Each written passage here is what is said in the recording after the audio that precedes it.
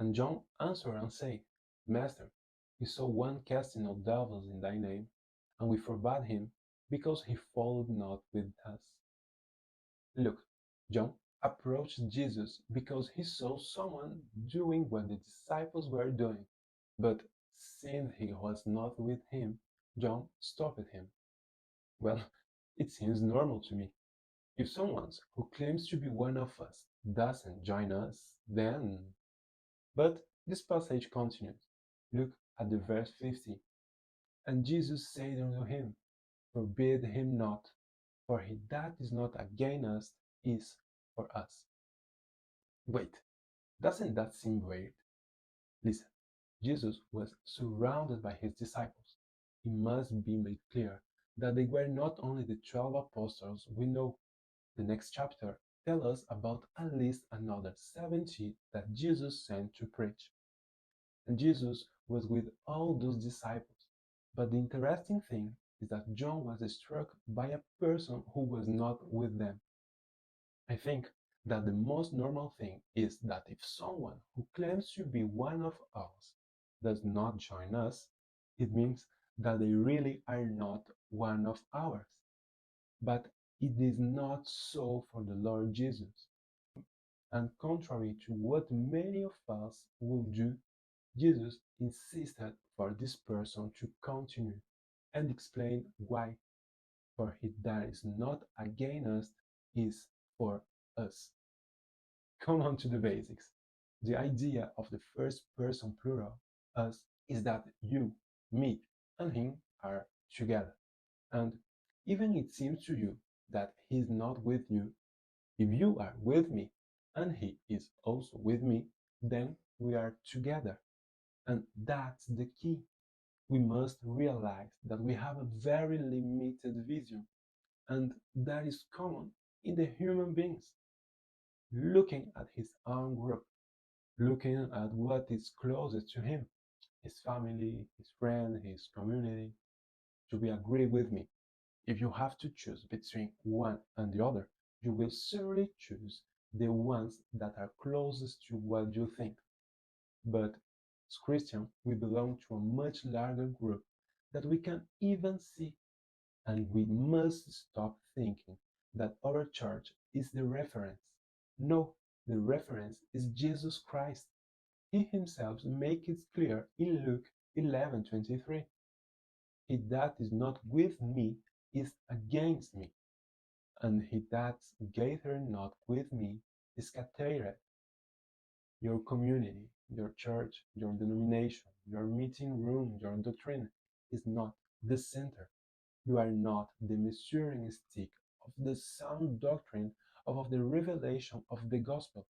It is Christ, the Word, and this is manifested in his body, the church, the entire church. Come on, man.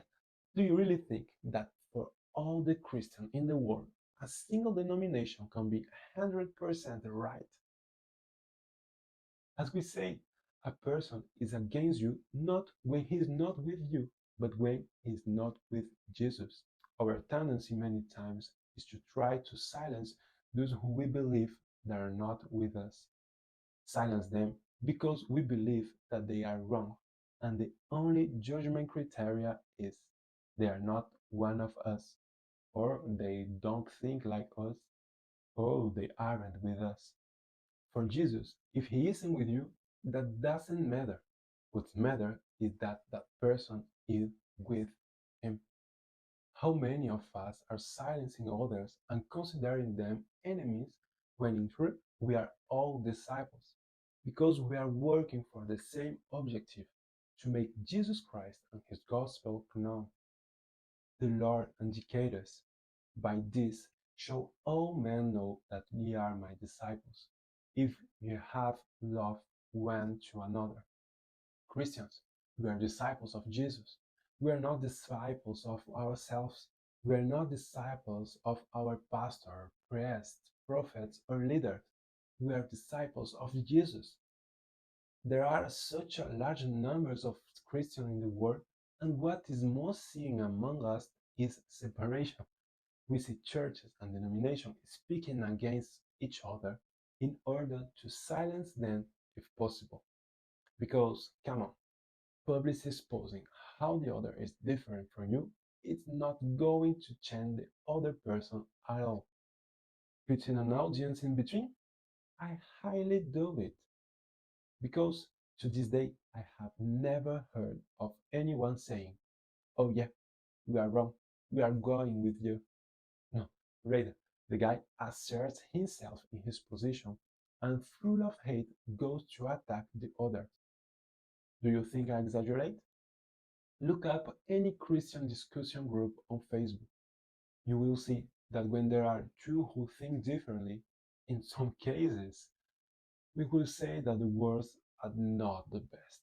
I was shocked hearing about a pastor who was depressed because of the attacks he received in the comments on the internet, or of another who took his life due to depression suffered. It's one thing to disagree, but if it's that the result, I think we are wrong. The truth is that it's embarrassing to see how we treat each other sometimes. An impressive lack of respect. I'm not saying that everything that is said is correct.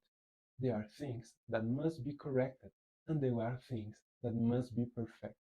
Yes, but the attitude is not correct.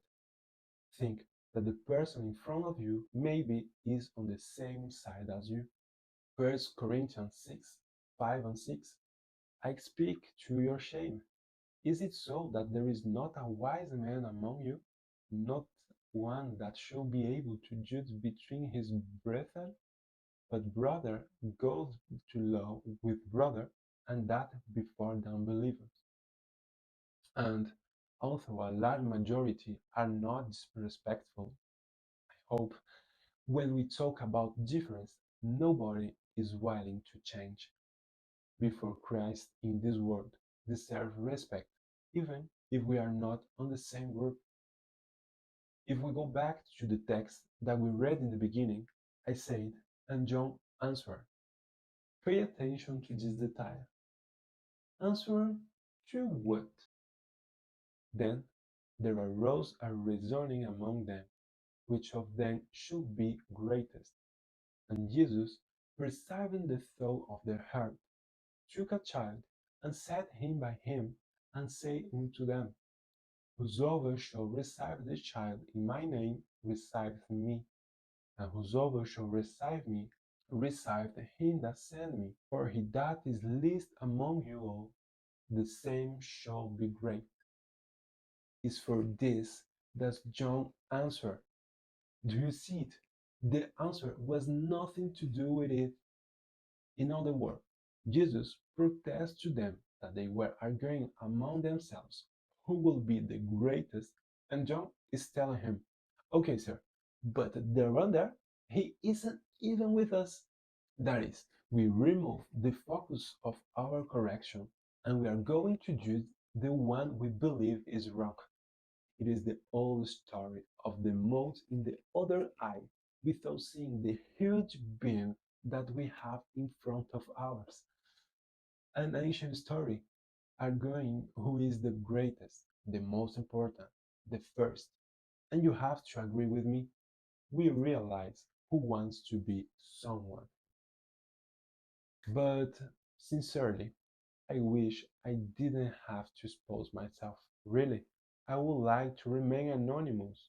Hopefully, we won't have to talk about this, but there are things that must be said, for the time is coming that judgment must begin of the house of God. First Peter 4:17.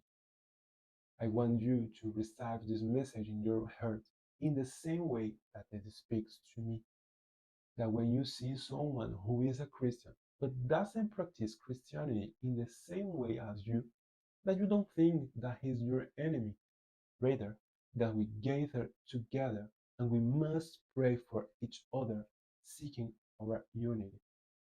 John 17:22. And the glory which you gave me, I have given them, that they may be one, even as we are one.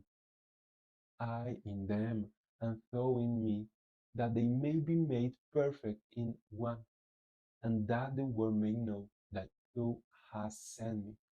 Do you see how serious the matter is? Our unity talks about who Jesus is.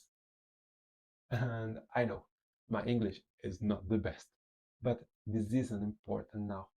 This is the most important thing. We are called to be one, and we are called to fulfill a mission and to preach. The reign of heaven is near.